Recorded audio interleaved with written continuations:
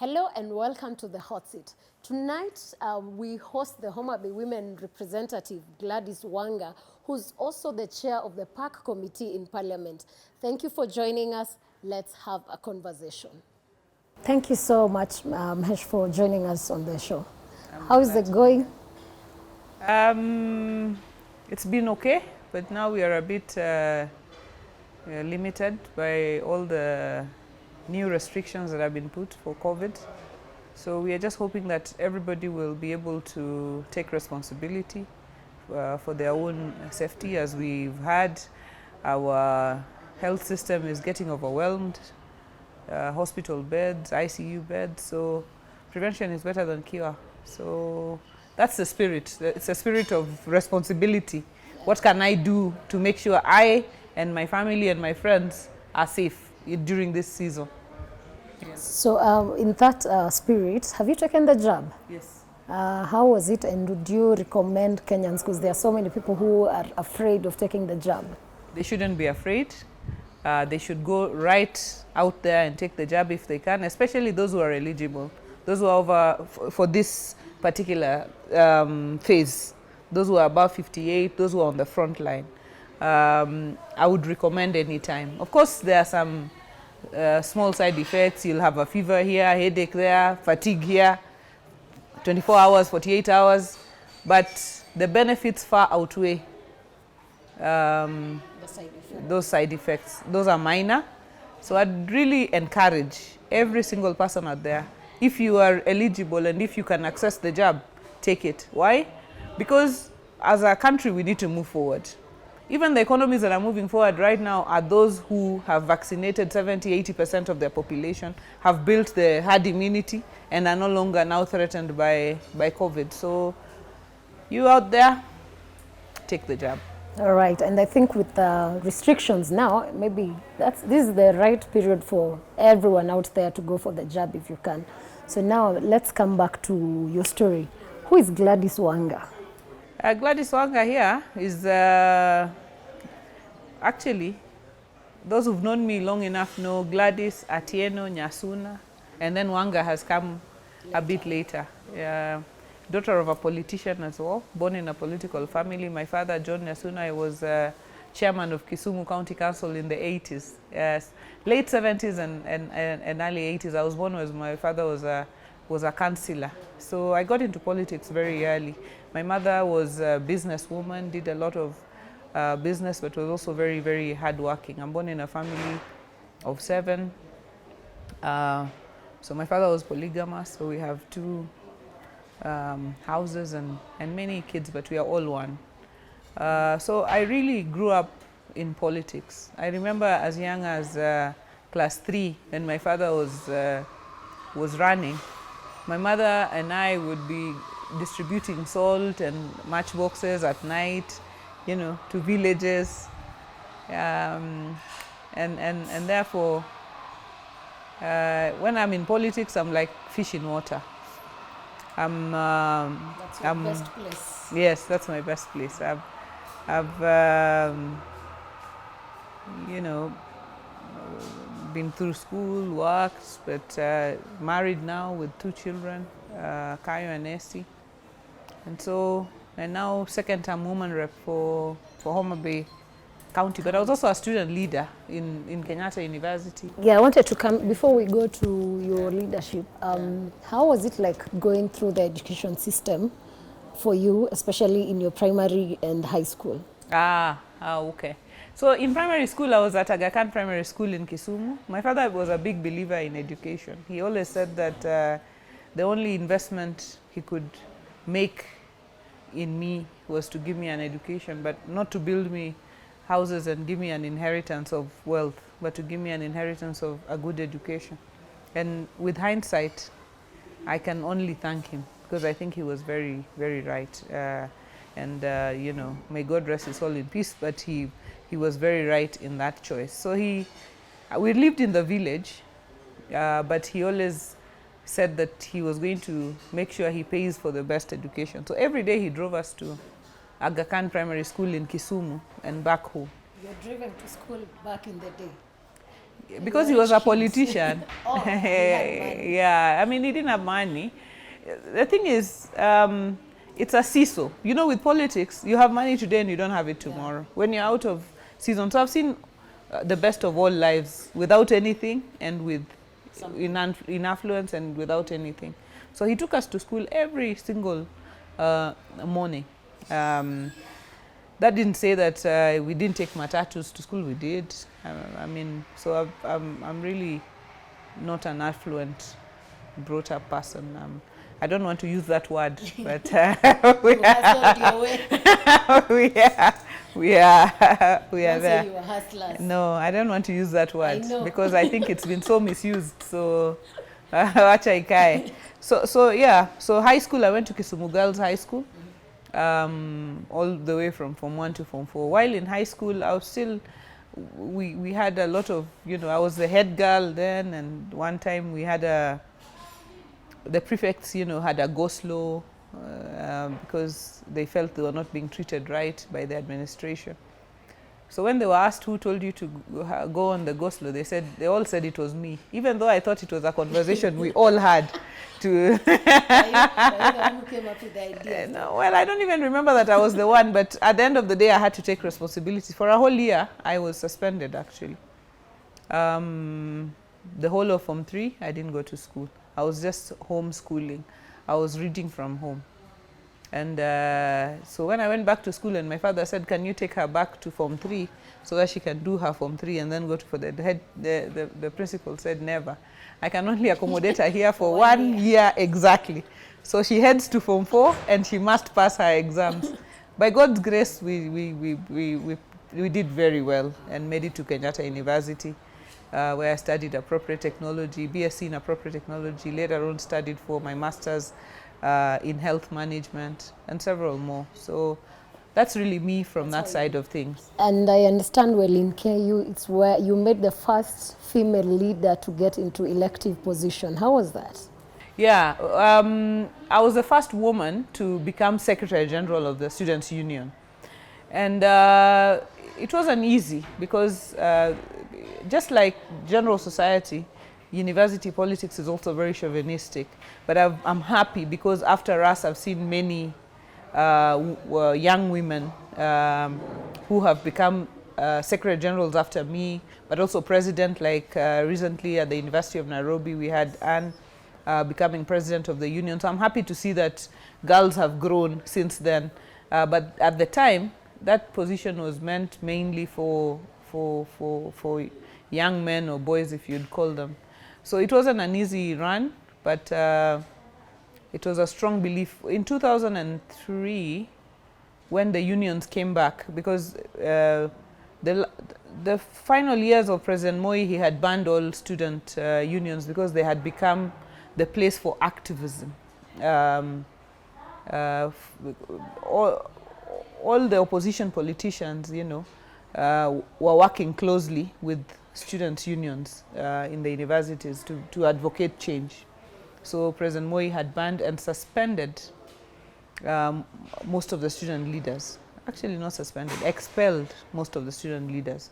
So most of the student leaders at that time had been expelled. So in 2003, when President Kibaki was elected in 2002, he reinstated all the unions, and then we, as the initial student leaders, advocated for the return of all the student leaders who had been expelled during the previous regime. And we are happy that they managed to come back and complete their studies.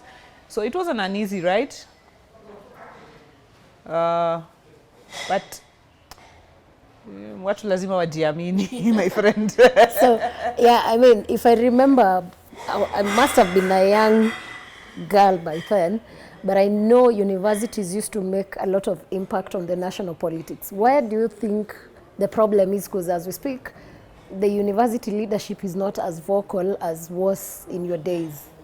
Yeah, I don't see university students, and especially student leaders, participating as much in the national conversation. But it's because also university politics has also now been commercialized just as much as the politics out here. When we were running, And we are speaking now, but if you look at the unions, the many unions before us, the unions of Kina Jimorengo, these guys who are, you know, real activists and advocates for change.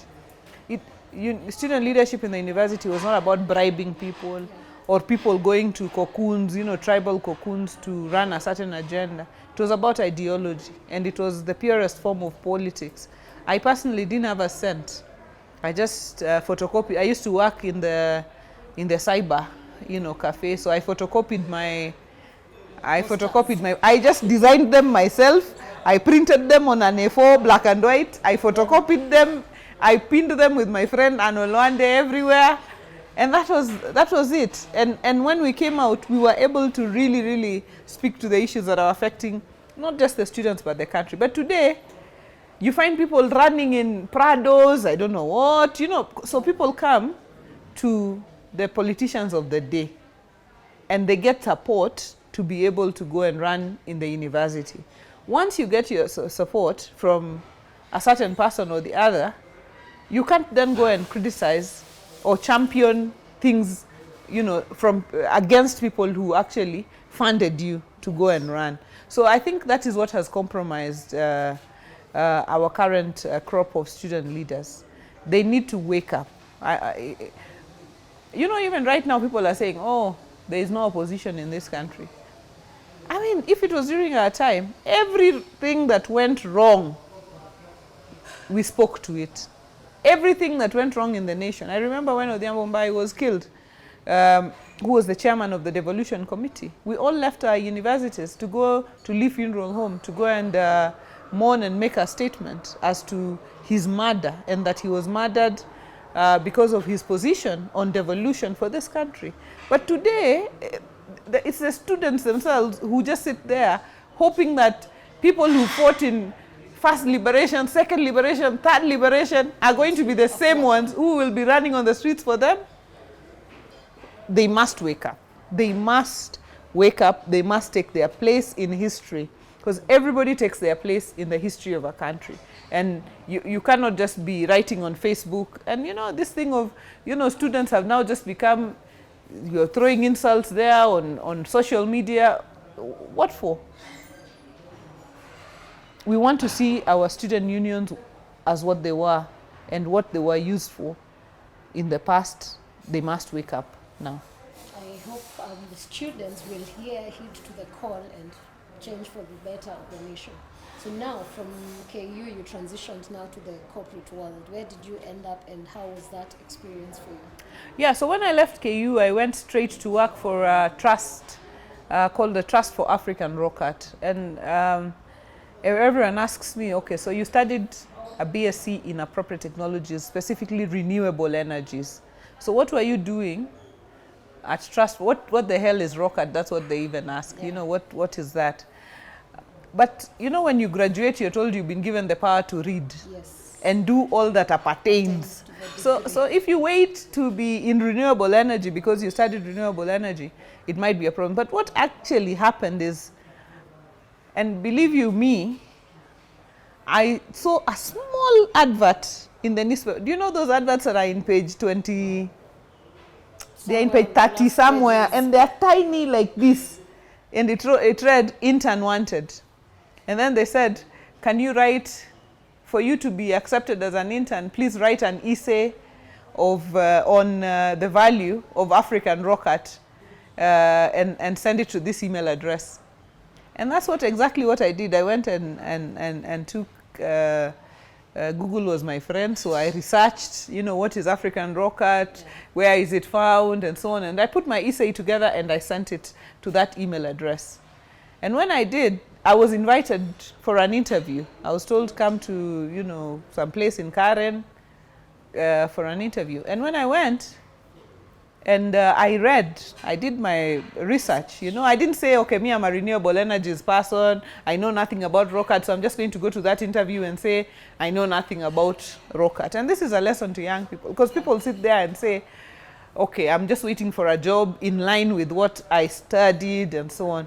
But when I went, so they asked me, okay, so how do you know what you know about rock art? I told them, I can be honest with you, I have never studied anything to do with rock art, but I researched, and this is what, and they hired me as an intern. Because they were organizing a conference and they needed someone to help with, you know, here and there, you know, sort of just run mtu wa mkono to help with the organization of the conference. Yeah. After I finished my 3-month internship, they said, we are hiring you. Oh. And they hired me and they paid me and they promoted me and they kept promoting me until I left to come and work for LVCT Health, because I want Liverpool VCT, yeah, Liverpool VCT, which is now LVCT Health, as programs manager for community programs, community HIV testing and counseling programs. So I worked at LVCT, and it's from LVCT that I left. After the passing of the Constitution in 2010, new opportunities were created, and I always knew my path was always in politics. I mean, every other thing I was doing, but I knew I was always going to go back. Although I didn't know I would go back that early, because when I decided to start running, I was 31. So I didn't know I would get into politics that early. I thought maybe it'd be now, maybe at 40 I would get into politics, or maybe even later. But there was an opportunity, and transitions in politics always present an opportunity. Like the way we were transitioning from the old constitution to the new one. So if you're a young person waiting to get into politics, always look for those transitional moments. So like the BBI. Like BBI, after BBI, jipange uingie. So transitions present a very good opportunity, because now a position was created called woman rep. There had never been that position before. There was nobody holding it. So me, I just went. I said, who's running? I had a small white car. So I would just get it and get someone to... This is 2012. 2011, 2012.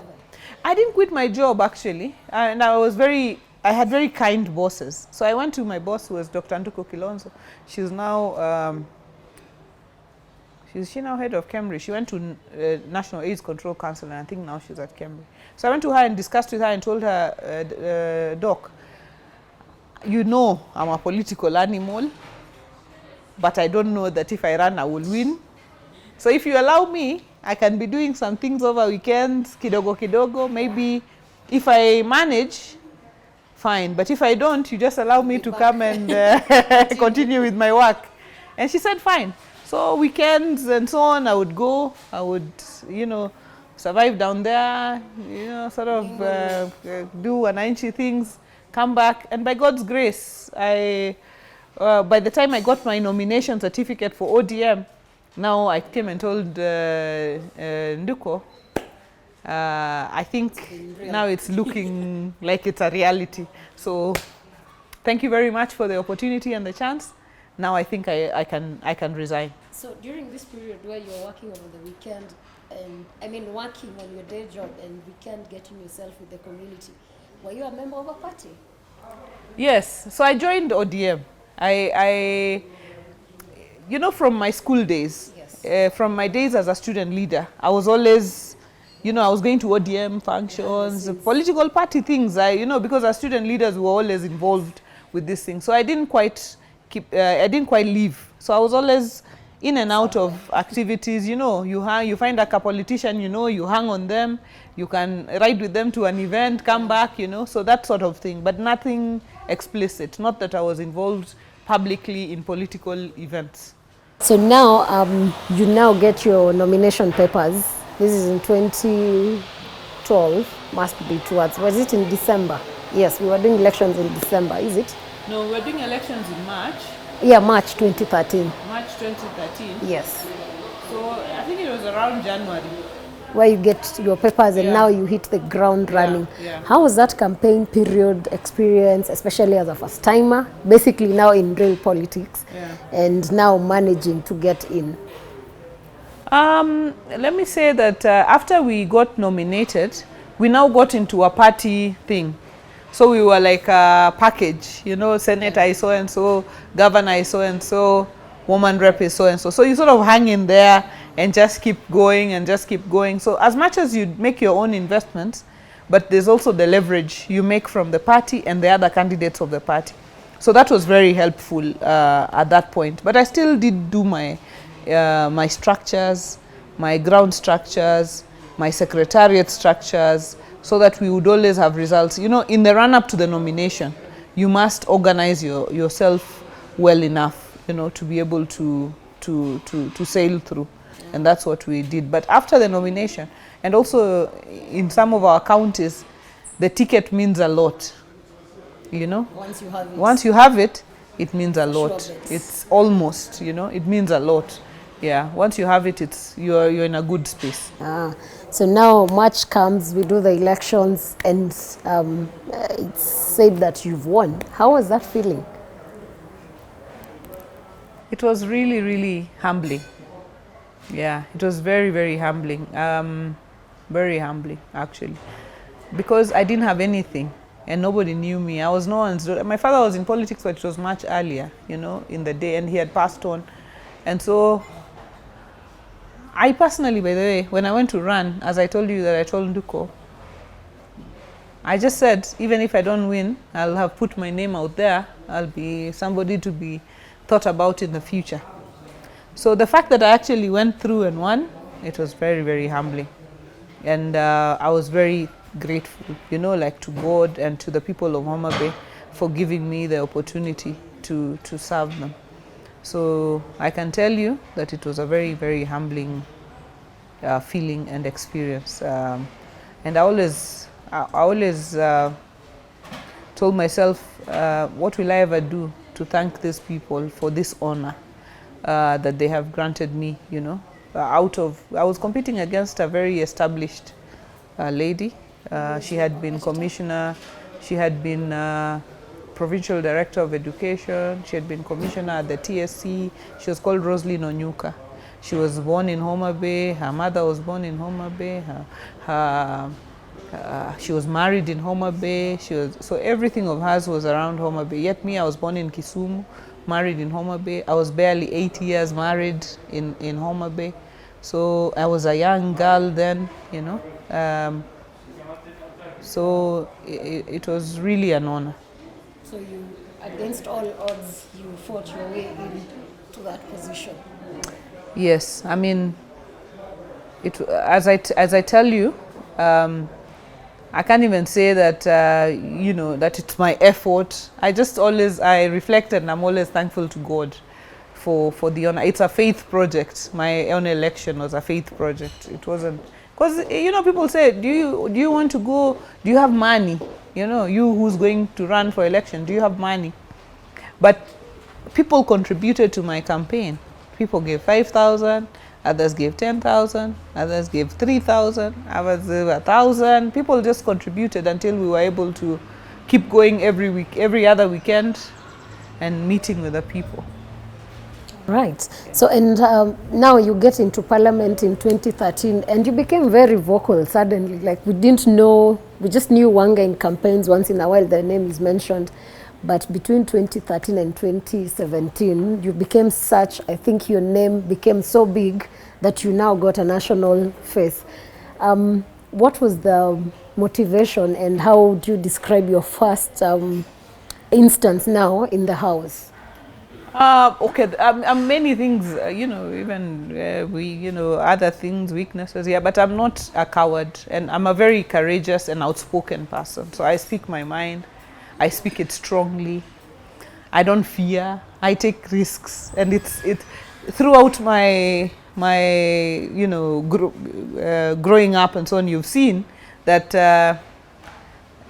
I'm always, you know, like on the spot for this or the other. I'm not a middle ground person who will be fence-sitting at, oh, do you know, So Parliament, contrary to what people think, that Parliament gives you money, no. Parliament gives you a platform. It gives you a space that out of 47 million people, only 300, 400 maximum, and 16 can sit in at one given time. So it beats all logic that you don't use the space to have your voice heard. but I agree that not everybody, every member has their own style. Others say, wacha hao pige kizungu huko, sisi tulichaguliwa tukae kwa ground. That's also a style, and I appreciate it. But for me, the way I look at it, it's a platform from which you can operate and from which your voice can be heard. And for me, as a born politician, my space is always going to be in politics, by the way. Right now, even if I'm not elected, whatever, you know, I will just be there, but I'll just be a retired politician doing consultancies, maybe around politics or whatever it is. So I found a space, I got my voice, I made use of it, and I want to thank my party because they also gave me very serious positions. For example, I was appointed to the Parliamentary Service Commission, a position that not many first-time members of Parliament are appointed to.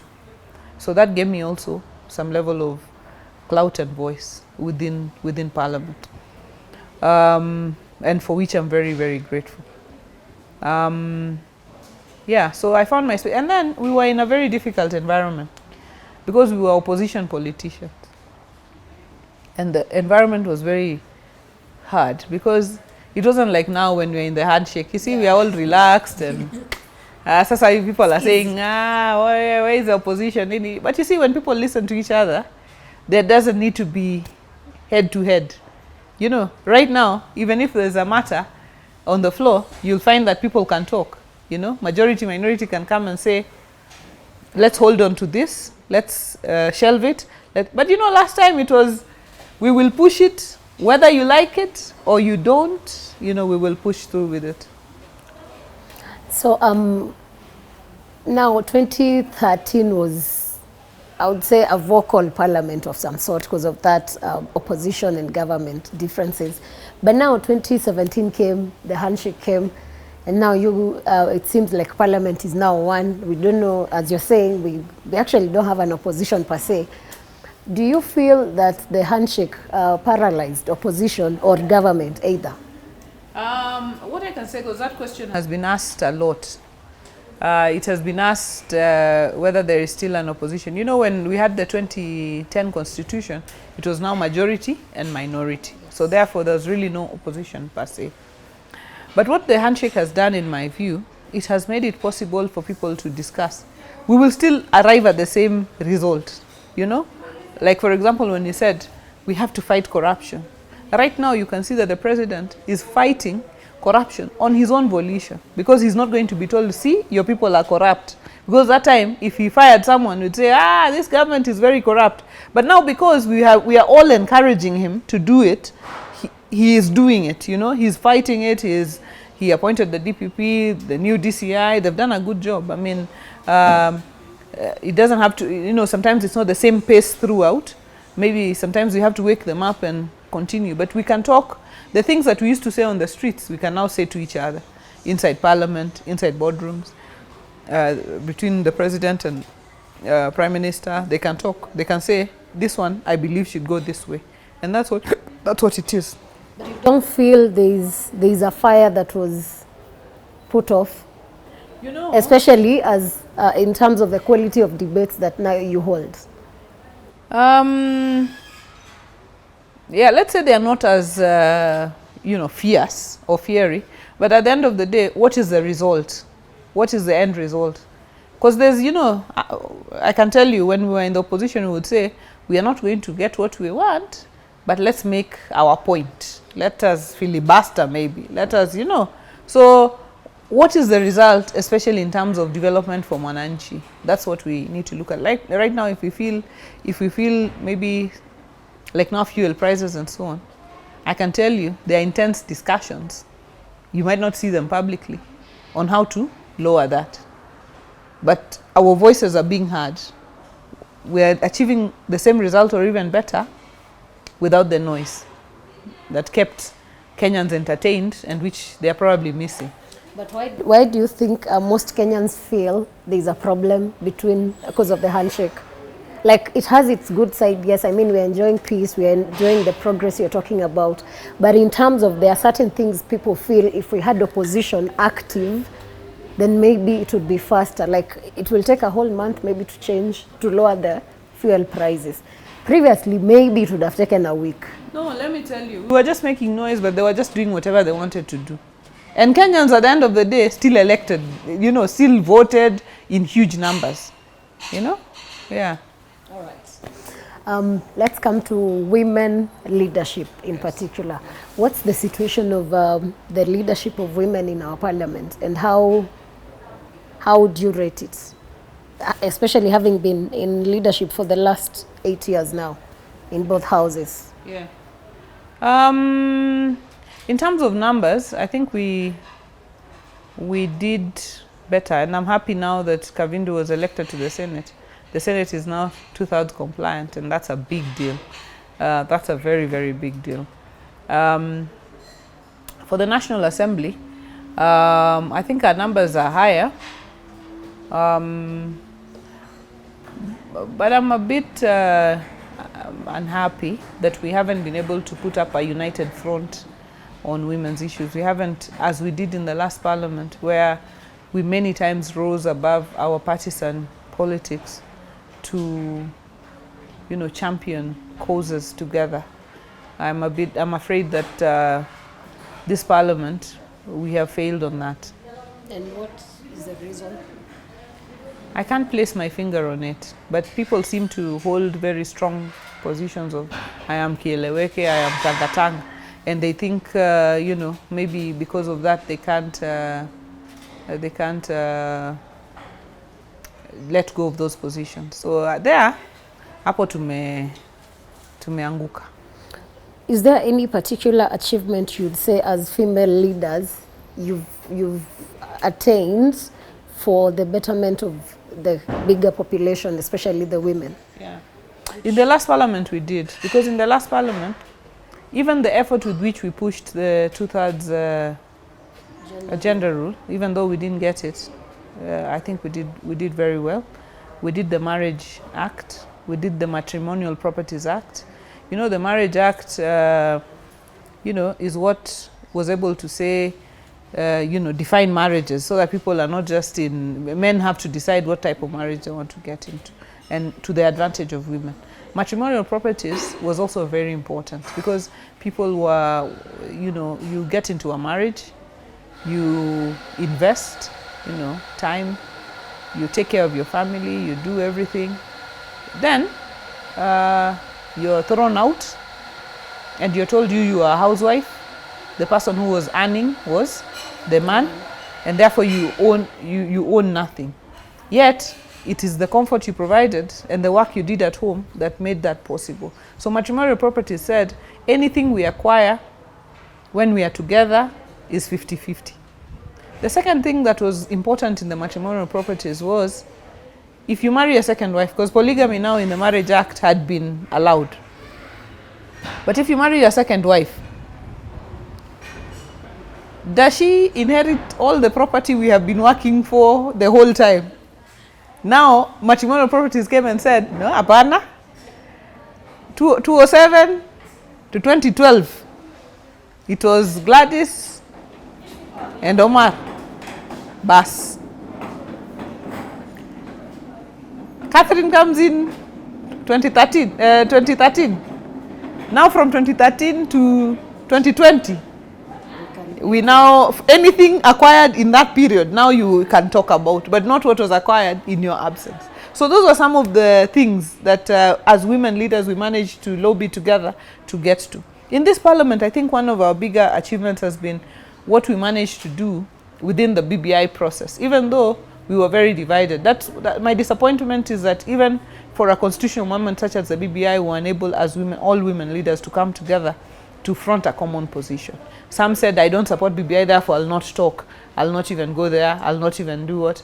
Others said, okay, as we are BBI people, we will go. So you find even up to now, women are not agreeing on whether their gains have been fully captured within the BBI, and that's because we didn't have that common position. But from where I sit, the women, especially those who are involved in the BBI process, have managed to put in significant gains for the women of Kenya.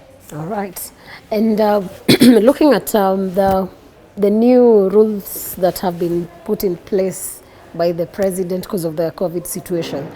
What's next for BBI? I don't know, but because we were supposed to debate the report of the committee next week on fast. With the parliamentary sittings suspended, but although I saw that ordinary sittings are suspended, I suspect there might be a special sitting with a limited number to debate and conclude the BBI within the parliamentary purview, and then the process of it going to the people will then proceed. So do you think we would go to the people considering we have COVID? And if that is not possible, what are the possibilities?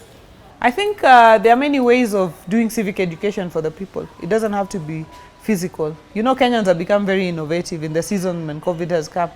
Therefore, you can use radio, you can use online engagements, you can do small gatherings, you can go to churches to try and sensitize the people on the content of the BBI and carry out civic education. Then at the end, the people will make an informed decision. So that is the decision I want to imagine. I don't know, with the COVID situation, do you think we will achieve to do a voting by June? I think everything is likely to be delayed, from where I sit. But because the rules have just been, or the regulations or the order has just been issued, I might not say with certainty what the plans would be like, but we wait and see how things roll out. But definitely COVID has been disruptive. It's disruptive not just of our businesses, it would be disruptive also of the politics of the country. And as many Kenyans will tell you, oh, you know, why our business is closed and BBI is going on and so on. So I will just multitask and see how to strike a good balance. Right. Something else I would want that you've been really passionate about, there's a time you had a bill on cancer, and what's the progress so far on that? Yeah. And how does the health system in Kenya make you feel as it is? The bill was concluded and only awaiting presidential assent, but it was concluded. And I'm very thankful to my colleagues for helping me push through that bill. The health system is very underdeveloped, it's problematic. We could do much better in comparison to what I have personally seen in other countries in the developed world. But I'm not saying we will get to where the developed world is, but one of the things I was raising is the training of our healthcare workers. We are not giving them adequate training and adequate specialization, especially on areas of oncology, because a regular nurse might not know how to handle oncology issues. Oncologists themselves are very few. Those are doctors specialized in the treatment of cancer. They are very few. So patients are traveling from everywhere. If you're told you have cancer, you have to travel from long distances to try and make it for treatment. Even just diagnosis. It's not even the treatment is not even the bigger issue, because with cancer, if you're diagnosed early, you can actually survive through treatment. But now the problem that faces our people is the late diagnosis, because you go and say you're having pain on your chest or wherever, or your breast, and rather than for checking for cancer immediately, you're told, this is a cough syrup, go sort yourself out. You come back after 6 months, the problem is worse. When you're now in stage 3, stage 4 is when it's diagnosed. At that point, you can't be helped. So if our healthcare workers are sensitized and trained to be able to diagnose early, then those are part of the issues my bill was addressing, which is to introduce cancer as part of primary healthcare, so that if I go to a dispensary and I say I'm having a problem passing urine and I'm a man, they will not just tell me, oh, you have an infection, go.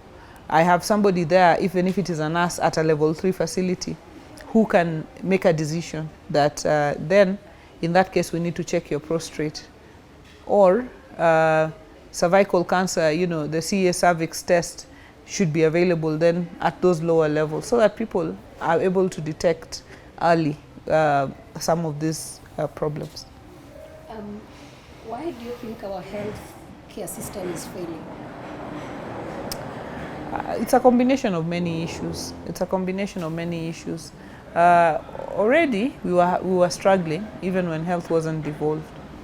But when we just devolved health like that, you know, because devolution was supposed to be progressive, and it was supposed to be after we've built sufficient capacities within our counties, then we would, you know, devolve as much as possible. But now you have healthcare workers in one county have totally different terms and conditions of service from healthcare workers in another. That's why some of us were very passionate about having a health services commission that can centrally manage the whole issue of healthcare workers. But then corruption, people are stealing medicine, you know, people are stealing medicine is bought from KEMSA here, it goes there. People have opened clinics. The doctors have opened private clinics and pharmacies. They take medicine that belongs to the public, they take it to the private clinics and pharmacies. When you go, you're told, okay, we're just going to give you a prescription because we have nothing here. Go and buy it from the pharmacy across. The pharmacy across belongs to these people here. So it's corruption at all levels. It's systemic corruption. Ourselves, we are irredeemably corrupt at individual level. By the way, you know, people just keep saying these leaders are corrupt. You get what you deserve in terms of leaders, because our population, people are corrupt at their own individual levels. The only thing they lack is opportunity to steal. If you just give them the opportunity, we must overhaul our moral fabric. People must be responsible and accountable, because they just say our leaders are corrupt. Just give somebody responsibility. Tell them you are the leader of this group. I want to give you some money. Organize yourselves. They start grouping on how to steal that money. So really, it is a conversation we must have about our moral fabric as a country. Are we really a truthful and corruption-free population? And therefore we'll get non-corrupt leaders. And then we demand, you know, we say, okay, you know, our leaders, what have you, but at the end of the day, the leaders are like, you know, the ATMs for the society. Me, my child is sick, I'm going to the politician. My child has not gone to school, I'm going to the politician. I want to have a wedding, I'm going to the politician. I have a funeral, I'm going to the politician. At the end of the day, it's some of these things that we must have as a conversation and say, what can our leaders do? What can't they do? What is my responsibility? As much as I have a right, what is my responsibility? As a healthcare worker, I have rights, but what is my responsibility? As a policeman, I have a right, but what is my responsibility? It's a conversation we must have together. So is there hope for the health sector, especially from the leadership, the political leadership? Because I want to believe that as MPs, you're the people that can help push so that our hospitals in Meru, Homabay, wherever have a change. Is there hope? Yeah, there's hope, because I personally have a bill right now on the National Hospital Referral Health Facilities Bill, the National Hospital Referral Health Facilities Bill, or something like that. What we're talking about is how do we make our level 5 facilities national referral facilities? How do we make their management more accountable, so that some people come from the national government, some people come from the county government to be able to run our level 5 facilities? How do we do accreditation of our facilities? Because right now, our facility is called level 4. It's probably more developed than another facility that's called level 5, but there's no proper, clear accreditation system that is in law. So this is what my contribution to the, you know, structuring of the facilities is. I'm hoping that other members are also making other amendments, because as MPs, our work is legislation generally. So as we do these laws, we hope the executive is also able to implement them.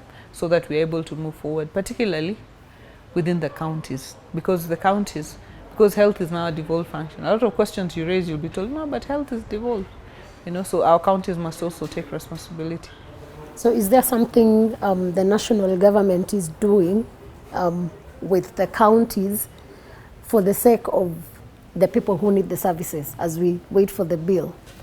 Well, I guess so. But it's an executive thing. If there's something that would be between the national executive, health, and the county executives. I might not be privy to everything that they're working together on, but I'm sure they're working on something, because the health crisis, especially with COVID, but let me just give some credit, because COVID has helped us to have a clearer scrutiny of our health system and develop it further, develop it faster. Because look at all these ICU beds that were acquired by counties during this COVID season. These are facilities that will be left after COVID, they will still be there. But there's an issue that most of them are not functional still.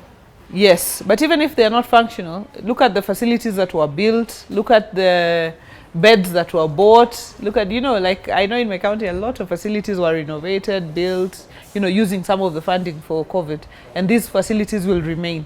So I think that's good progress. What do you think is the position of women in parties? Political parties, basically. I think we are not very well placed within political parties. We must fight harder, because for as long as men continue to make decisions within political parties, women will never get for the positions that they hope for. Because if it's the men entirely sitting in a decision-making table, the decisions they make will only be favorable to to men. So many political parties have tried to put women, but I don't think we are where we need to be as far as women in political parties are concerned. And what's next for you now that we're going to an election in 2022? I'm running for governor of Homabay. Wow. Yeah. I like that. Yeah, I'm running for governor of Homabay. I'm going to be governor. Let me say, I'm going to be governor of Homabay. You're going to be governor. In another 16 months, we will be meeting in Homabay to have these conversations.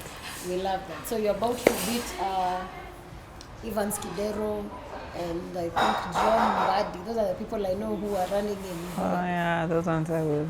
Yeah. So we'll watch out for you in 2022. Oh, we will meet in Homabay. You heard it from her. Final word to your electorate and maybe the citizens at large. No, just to say that during this season, let's take care of ourselves. Let's take responsibility of our health and that of our loved ones. Tafadhali, tujichunge. Hii ugonjwa itatumaliza tusipojichunga. So tujichunge sawa sawa. All right, and thank you so much for coming on the show. Just before you leave, thank you so much everyone who joined us on this episode. See you next Sunday, same time, same place. God bless you.